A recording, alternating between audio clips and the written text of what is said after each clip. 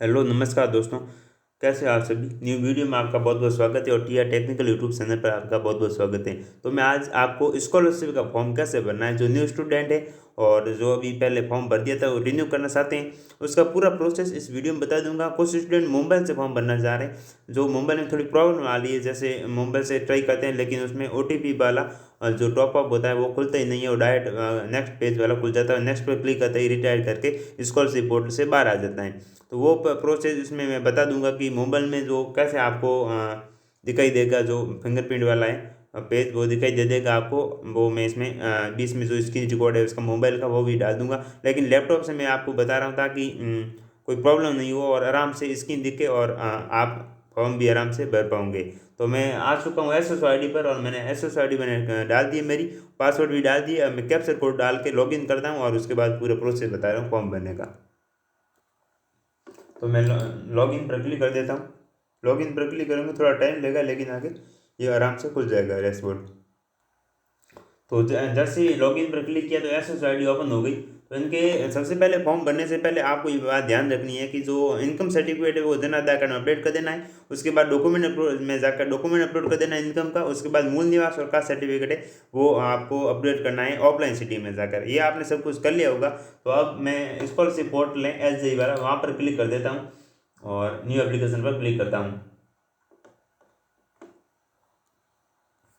Scholarship पर जैसे ही मैं क्लिक कर देता हूँ तो जब न्यू स्टूडेंट होगा, जैसे पहले किसी कभी भी आपने फॉर्म नहीं भरा है, आप फर्स्ट बार फॉर्म भरना चाह रहे हो उत्तर मध्य स्कॉलरशिप वाला या मुख्यमंत्री वाला, तो ऐसा डैशबोर्ड खुलेगा। अगर अब सबसे ऊपर दिखाई दे रहा है विश्वविद्यालय डायरेक्टर और काउंसलिंग, उसके बाद कॉलेज संबंधित। तो इसमें क्या होता है कि काफ़ी स्टूडेंटों को प्रॉब्लम आ रही है कि कॉलेज अभी तक अपन मतलब कॉलेज का नाम नहीं आ रहा है। तो उनको पहले सबसे पहले क्या होते हैं, यूनिवर्सिटी वाले होते हैं वो रजिस्ट्रेशन करते हैं SJI विभाग से। उसके बाद इंस्टीट्यूट वाले होते हैं, जो आपका कॉलेज है वो रजिस्ट्रेशन करना होता है। तो उनको भी आप जैसे रजिस्ट्रेशन करते हैं उससे उनको भी एक तरह का फॉर्म भरना होता है, तभी आपका नाम कॉलेज का नाम वहाँ पर शो होगा।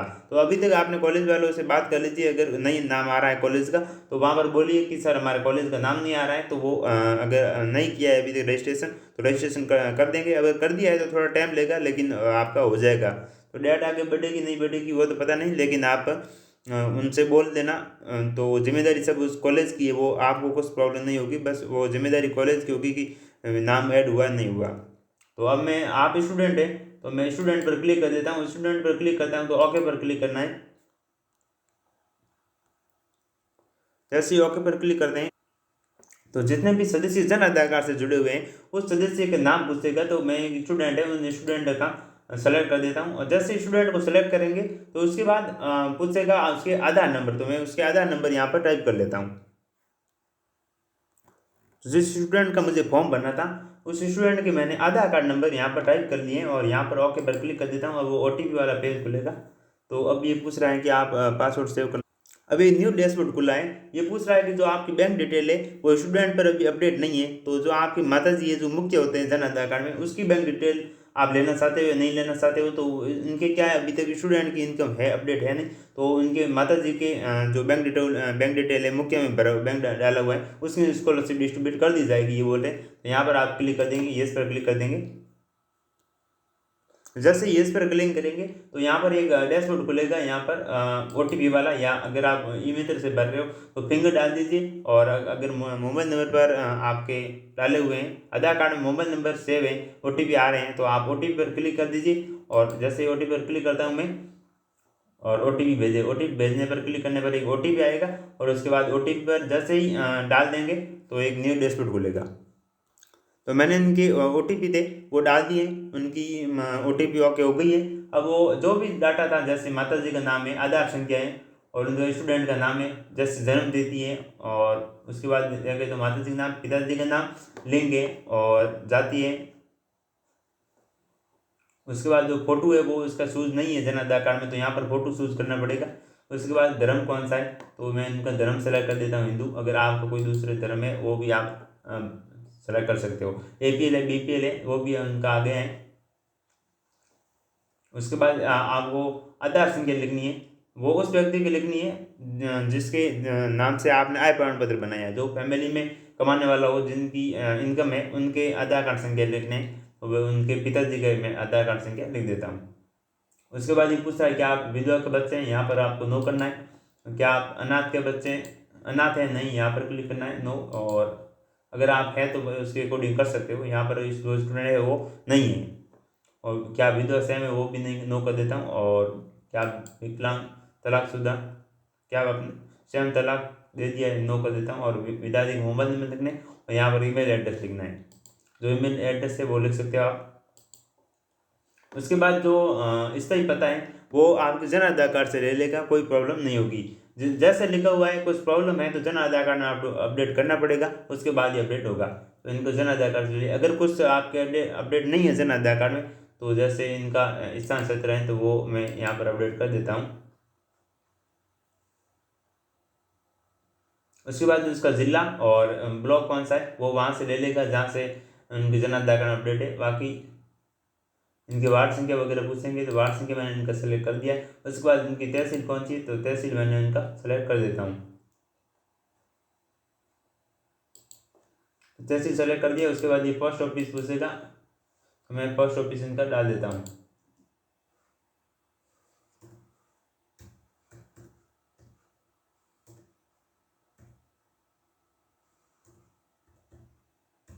पोस्ट ऑफिस में डाल दिया और पिन कोड है वो जन आधार कार्ड से ले लेगा। और अब पूछ रहा है कि आप वर्तमान वर्तमान पता स्थायी पते से अलग है, यहाँ पर नो कर देना। अगर है तो आप अलग भर सकते हो। उसके बाद निर्वाचन क्षेत्र है वो सेलेक्ट करना है। और उसके बाद इनका जो निर्वाचन का मुख्य एमएलए कौन है वो आपको यहाँ पर सेलेक्ट कर दिया जाएगा। उसके बाद आप ये ध्यान रखें कि जन धन प्रकार का अकाउंट नहीं डालें। ये पूछ रहा है आपका अकाउंट जन धन प्रकार का है या नहीं है, तो आपको नो ही क्लिक करना है। और है तो सेविंग सेंस करा दीजिए। बैंक अकाउंट अगर आपके जन आधार कार्ड में जन धन प्रकार का जुड़ा हुआ है बैंक डिटेल, तो आप सेविंग वो बैंक डिटेल सेंस करा दीजिए, कोई प्रॉब्लम नहीं होगी और स्कॉलरशिप डिस्ट्रीब्यूट कर दी जाएगी। पिछले साल क्या हुआ था कि जिनके जन धन प्रकार का अकाउंट डाला हुआ था उनकी स्कॉलरशिप डिस्ट्रीब्यूट हो गई, लेकिन अकाउंट में नहीं आई। फिर काफ़ी स्टूडेंटों को प्रॉब्लम हो रही है, अभी तक स्टूडेंटों को स्कॉलरशिप नहीं आई, तो ये बात ध्यान रखें आप। उसके बाद जहाँ पर बैंक का शाखा है वो उस शाखा का नाम लिख दीजिए और किस राज्य में वो राज्य सेलेक्ट कर दीजिए। उसके बाद बैंक डायरी के अकाउंट नंबर और आईएफएससी कोड है और एमआईसीआर कोड है वो वहाँ से ले लेगा डायरेक्ट जन आधार कार्ड से।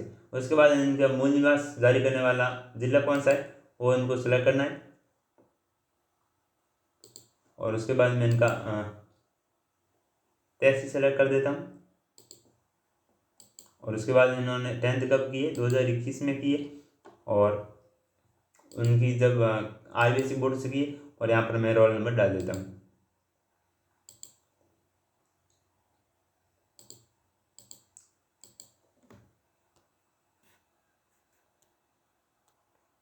उसके बाद इनकी 10th की मार्कशीट भी वेरीफाई हो गई है, ऑटो वेरीफाई। अब मैं इस पर अपडेट पर क्लिक कर देता हूँ और ये पूछेगा आर यू श्योर, तो यहाँ पर श्योर पर क्लिक कर देना है। और ये बता रहा है कि आप प्रोफाइल है वो बन गई है।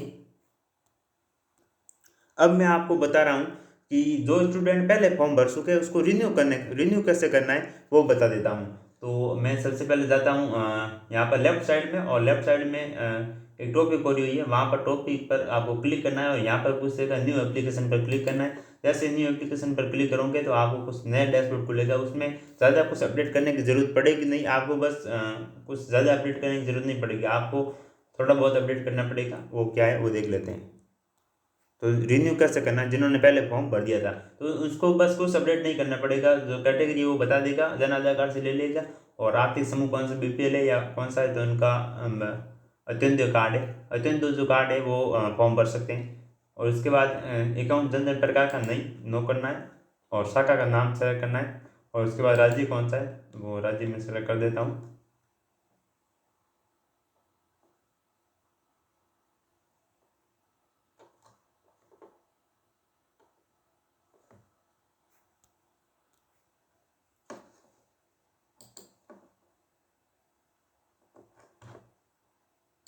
राजस्थान मैंने सेलेक्ट कर दिया है। MIRC कोड है वो डाल देता हूँ। और उसके बाद उसको पूछेगा वार्षिक आय प्रमाण पत्र, वो जो जन आधार कार्ड से ले लेगा डायरेक्ट। और उसके बाद इसका पूछ रहा है ऑनलाइन जारी किया गया जाति प्रमाण पत्र, वो डायरेक्ट ले लिया ऑफलाइन सेटिंग से।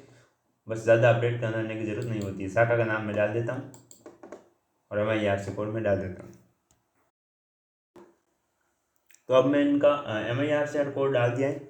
और उसके बाद ये अकाउंट है वो जन धन प्रकार का नहीं है। और इनकी जो शाखा है वो सेलेक्ट कर दी और उसके राज्य का भी सेलेक्ट कर दिया।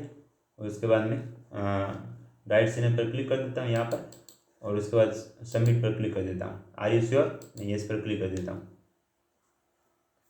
तो यार प्लीज सेक्शन एक्सप्लेन, तो ये थोड़ा प्रॉब्लम।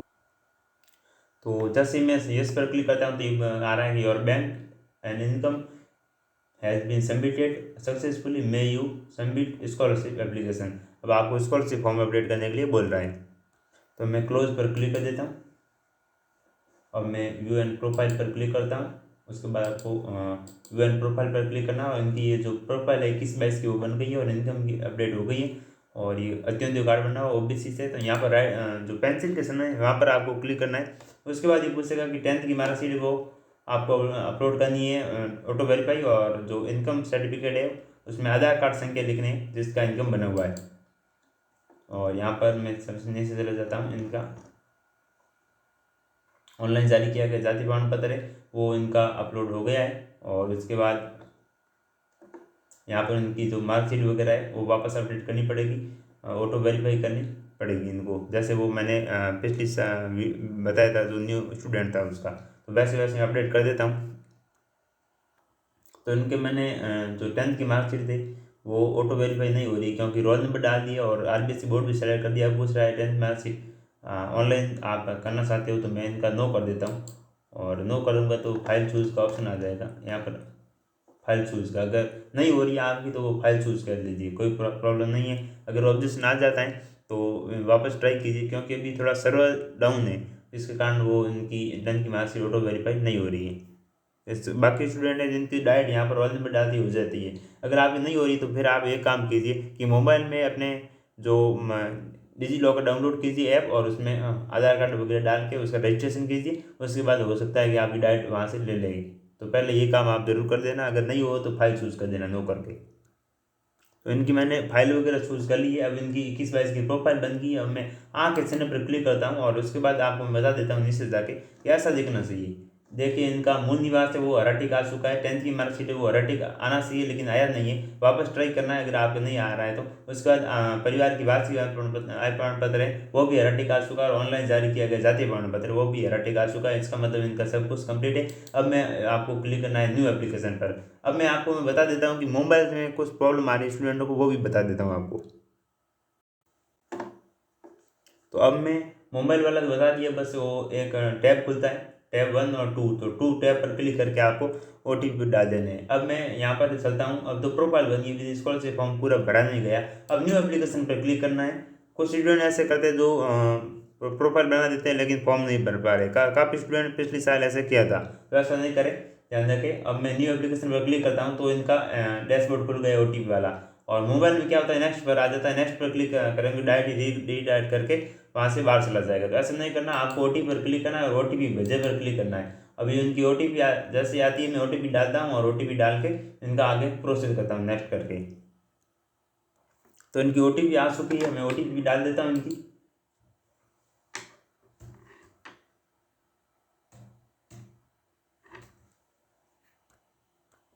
और OTP मानिए पर मैं क्लिक कर देता हूँ।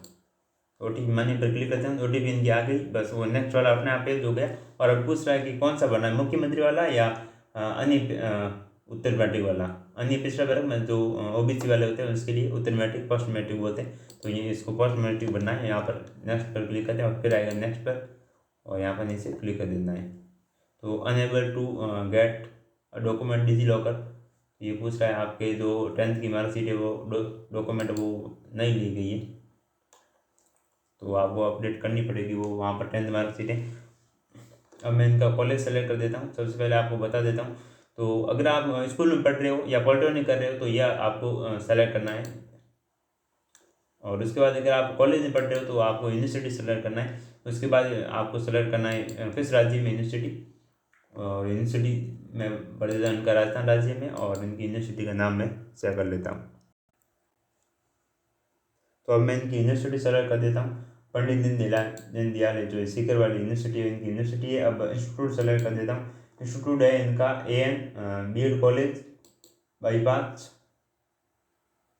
रामू का बाग जयपुर सीकर, जयपुर और सीकर। और उसके बाद इनको सेलेक्ट करना है जो बीएससी बीएड कर रहे हैं। जो स्टूडेंट काफ़ी पूछ रहे सर बीएससी बीएड कैसे फॉर्म भरे, तो मैं उनका ही फॉर्म भर रहा हूँ। कोई आईटीआई कर रहा है तो वो भी बस सेम ही है, उनको बस कॉलेज सेलेक्ट करना है और इंस्टीट्यूट सेलेक्ट करना है। कोई बीटेक कर रहा है वही उनको ही ऐसे ही सेलेक्ट करना है, बीएसटीसी कर रहा है बस उनको इंस्टीट्यूट सेलेक्ट करना है और कॉलेज का नाम सेलेक्ट करना है। उसके बाद उसका कोर्स है वो वहाँ पर बता देगा। अगर कोई बीएससी बीएड कर रहा है, बैचलर ऑफ एजुकेशन कर रहा है, वो वहाँ पर सेलेक्ट कर सकता है। मास्टर कर रहा है तो मास्टर सेलेक्ट कर रहा है। तो ये बीए बीएड कर रहे हैं तो वो सेलेक्ट कर दिया। उसके बाद अगर जो बीएससी बीएड कर रहे हैं उनको सेमेस्टर में सेलेक्ट करना होता है। तो एक ईयर में 2 सेमेस्टर माने जाते हैं, उसके अकॉर्डिंग ये थर्ड ईयर कर रहे हैं तो इनका मैं 6 सेमेस्टर कर देता हूँ।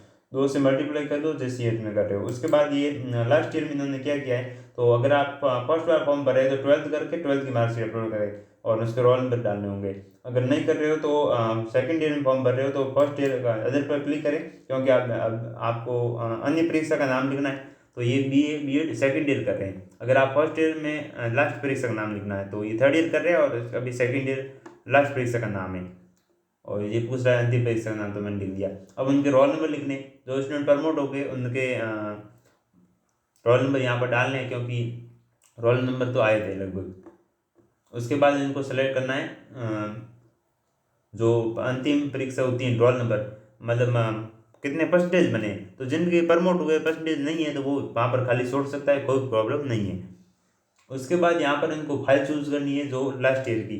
तो अभी तक जो स्टूडेंट की नहीं आएगी मार्कशीट वो एक बार 12th की लगा सकते हैं। जब आए तो ऑब्जेक्शन आ जाएगा कॉलेज से, तो वहाँ पर ओके कर देना। ऑब्जेक्शन वाला वीडियो मैंने बना के चैनल पर डाल दिया है, वो नहीं देखा है तो देख लेना आप। अब मैं इनकी फाइल चूज़ कर देता हूँ। तो मैंने फाइल चूज पर डबल क्लिक कर दिया तो इनकी फाइल आ गई। लेकिन अब ये पूछ रहा है कि जो आपकी फाइल है वो 512 KB से ज़्यादा है तो ये काम नहीं करेगा। ध्यान रखें 512 KB से आपको फाइल रखनी है, तो इनकी ज़्यादा हो रही है तो अब थोड़ी छोटी करनी पड़ेगी। मैं फाइल को छोटी कर देता हूँ।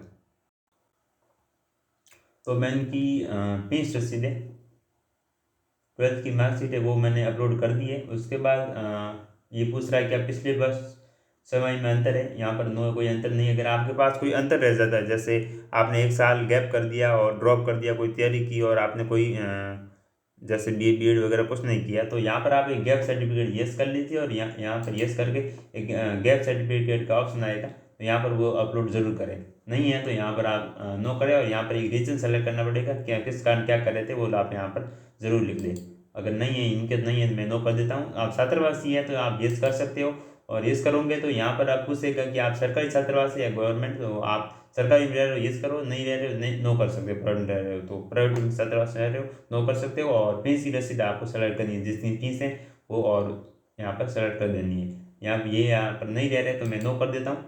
उसके बाद ये पूछ रहा है क्या विधवा ये जनाजा खर्च ले रहे हैं और क्या आप 7 तलाक दे दिया, यहाँ पर भी कुछ नहीं है। और अगर यहाँ पर इसमें कुछ कैटेगरी आ रहे हैं जैसे तलाकशुदा के बच्चे हैं या विकलांग हैं या विकलांग के बच्चे हैं, ये कुछ आ रहा है तो। और एक इसमें एक नया ऑप्शन आ रखा है कि जो जिसके पिताजी सफाई कर्मचारी लगे हुए हैं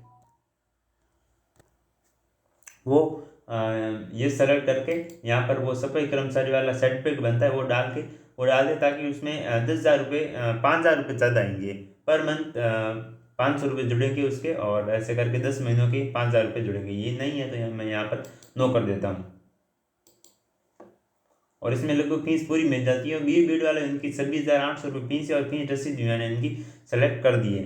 अब मैं यहाँ पर सबमिट और यहाँ पर ऊपर क्लिक येस पर क्लिक कर देता हूँ और सबमिट पर क्लिक कर देता हूँ। तो मैं सबमिट पर क्लिक कर देता हूँ, आर श्योर येस पर कर देता हूँ। और ये कह रहा है कि आपके कॉलेज बीएड कॉलेज में वहाँ पर आपको फॉर्म में वो चला गया है और आराम और सेमेस्टर वो सेलेक्ट हो गया। तो यहाँ पर मैं क्लोज कर देता हूँ और सक्सेसफुल हो गया है। और यहाँ पर आप देखोगे तो इनका फॉर्म आ चुका है 21-22 का, और 21-22 के आँख के सिग्नल पर क्लिक करना है और यहाँ पर आप प्रिंट भी ले सकते हो। यहाँ पर आप आराम से सेव कर देना जब फॉर्म भरने के बाद।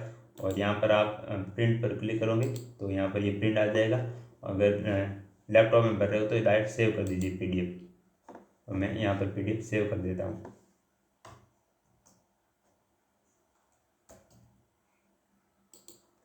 तो इनकी PDF सेव हो गई। Thank you for watching video. मिलते हैं नेक्स्ट वीडियो में। ये आपको वीडियो पूरा समझ में आया होगा कि फॉर्म कैसे भरना है।